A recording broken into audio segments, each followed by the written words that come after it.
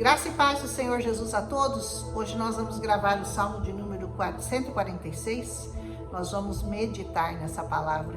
Faz parte do nosso momento de intimidade com o Senhor, nós meditarmos na palavra.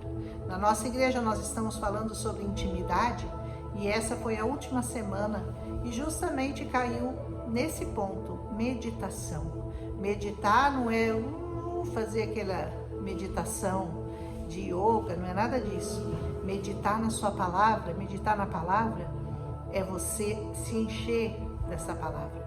E eu estava vendo num podcast hoje muito interessante e ele disse o seguinte: quando você come um alimento para alimentar o seu corpo, por exemplo, você come uma banana, você não está vendo o potássio que tem na banana, mas aquele potássio está entrando no seu corpo e cumprindo o propósito que ele tem para fazer bem ao seu corpo. Quando você chupa uma laranja, você não está vendo a vitamina C que a laranja possui, mas ela está entrando no seu corpo e está fazendo bem para o seu corpo. Da mesma forma, quando você medita na palavra de Deus, talvez às vezes você até não entende muito o que você está lendo, você lê aquilo, não tem certeza, será que é isso? Eu não entendi direito, porque a palavra, ela tem os seus meandros, ela tem seus segredos, e para você descobrir esses segredos, você precisa entrar no secreto com o Senhor. Por isso a importância da meditação na palavra. Não é simplesmente ler, não é simplesmente chegar aqui e passar os olhos por um salmo, ou por um provérbio, ou por um capítulo da Bíblia, ou por um evangelho.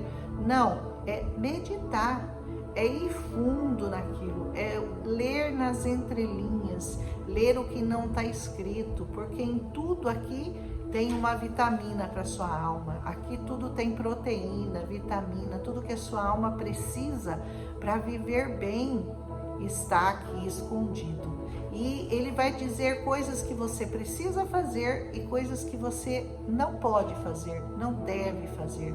Ele faz um convite para que você louve ao Senhor e um outro convite para que você não faça o que não significa louvar ao Senhor. Então esse salmo começa: louvai ao Senhor, ó minha alma, louva ao Senhor.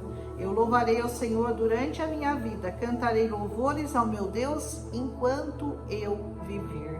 Esse convite do louve ao Senhor, que vai dar início ao Salmo 146, 147, 148, 149, 150, todos eles começam dessa forma, fazendo esse convite, que é mais do que um convite, é um conselho, é um bom conselho para a sua vida.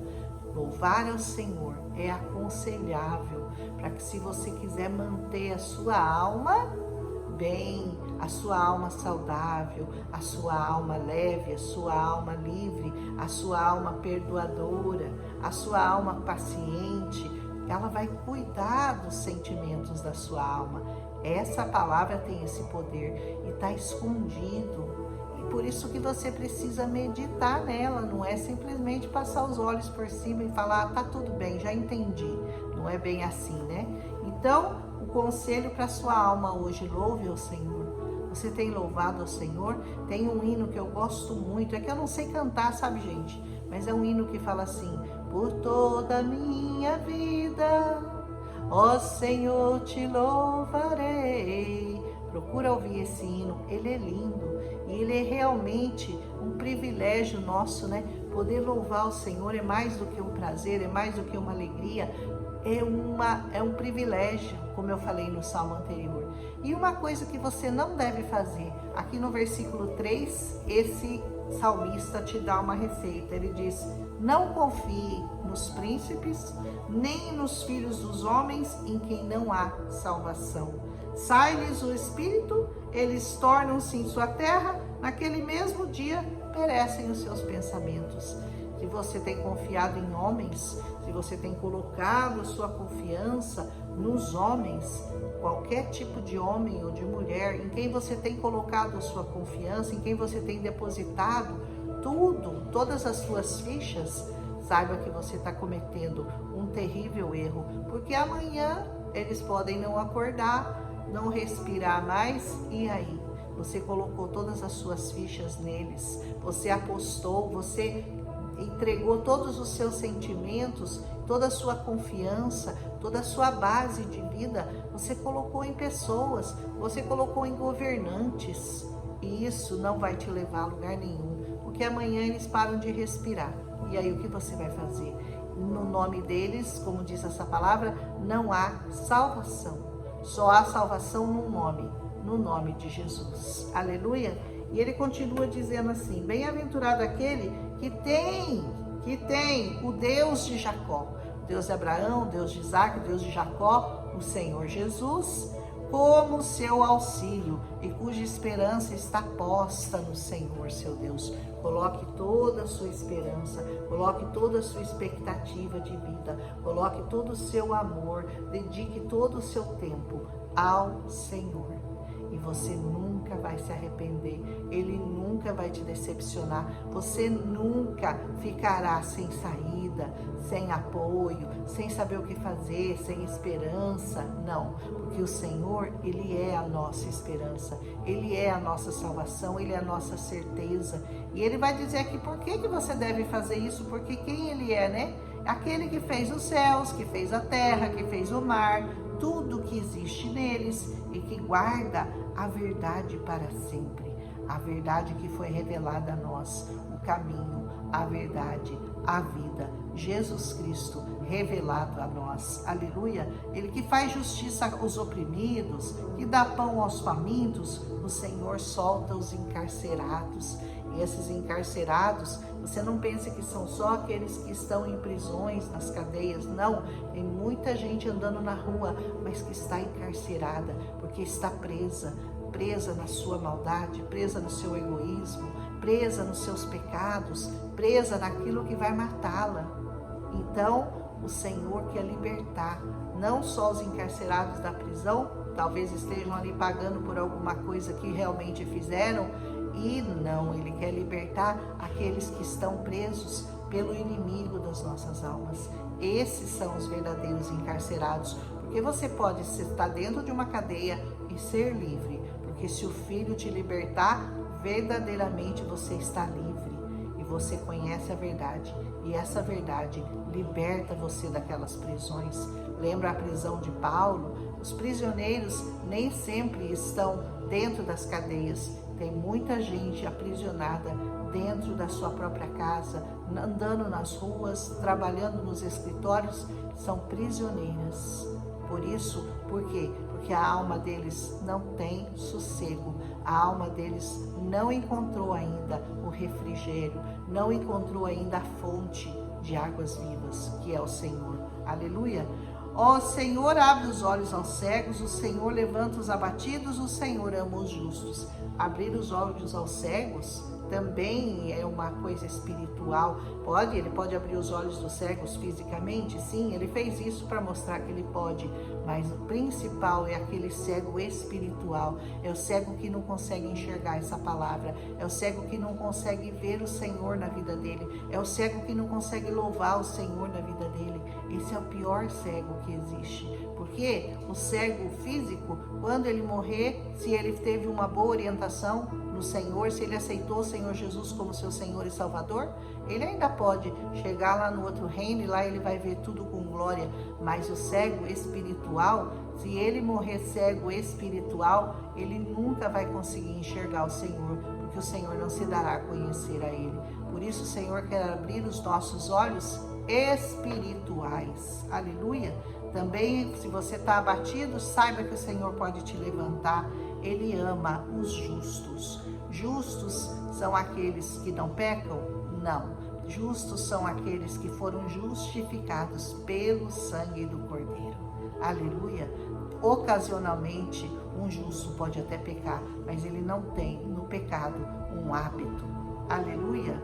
O Senhor guarda os estrangeiros. Nós somos estrangeiros. Nós somos esses estrangeiros de que o Senhor está falando, de que o Davi está falando. Por quê? Porque os judeus, eles tinham o Deus deles só para eles. Mas quando chegava um estrangeiro para ser recepcionado, eles recepcionavam bem.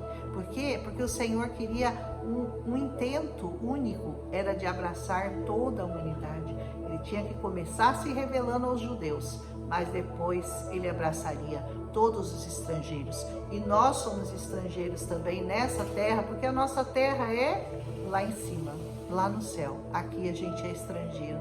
A gente sabe que está passando um tempo aqui, um tempo de alcançar um lugar especial lá em cima, mas aqui nós somos estrangeiros. Aleluia! Ele ampara o órfão e a viúva. Quem que é o órfão? O órfão nem sempre é aquele que está sem pai, sem mãe. O órfão pode ser aquele que está sem Jesus, sem o Pai das luzes, sem o Pai de todos os nós, que é o Senhor. E a viúva nem sempre é a que está sem marido, mas o nosso marido é o Senhor Jesus. Talvez ela esteja casada com um homem do lado dela, mas é uma viúva. Por quê? Porque o Senhor Jesus é que é o nosso verdadeiro marido. E se ela está sem ele, ela está viúva. Aleluia! Diz assim, mas ele transtorna o caminho dos ímpios. Sabe a pessoa que está transtornada? Você já viu uma pessoa transtornada? É uma pessoa que está quase louca, ela não sabe para onde ir, ela se descabela, ela se desespera, ela não sabe o que fazer, ela não sabe como agir, ela não sabe como sair de uma situação. Esse é o caminho que o Senhor tem para os ímpios. A pessoa que está transtornada é a pessoa que verdadeiramente está sem Cristo, está sem Jesus. Aleluia! E finalmente o último versículo diz: o Senhor reinará eternamente. O teu Deus, ó Sião, é de geração em geração. Louvai ao Senhor. Nós já falamos isso no salmo anterior, né? Que o Senhor, essas palavras seriam passadas de geração após geração. Um filho vai ensinar o pai vai ensinar o filho vai ensinar o neto, e vai assim passando, porque o Senhor será louvado por todas as gerações. Não haverá momento em que o Senhor não será louvado, exceto quando Ele vier buscar a igreja. Mesmo assim, os remanescentes, escondidos, porque serão perseguidos depois do arrebatamento, eles continuarão louvando ao Senhor. O nome do Senhor nunca deixará de existir. Sempre haverá aqueles que farão suas escolhas, vão confiar nas coisas desse mundo, como diz o terceiro versículo.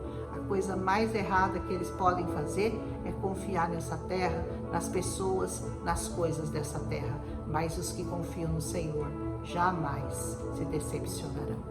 Amém? Um abraço em Cristo Jesus. Se você gostou do Salmo 146, porque ele é muito bonito, amanhã nós vamos continuar com o 147, que também é lindo. Todos aqui para frente vão falar desse convite do Senhor, para que você o louve, para que você o adore em espírito e em verdade.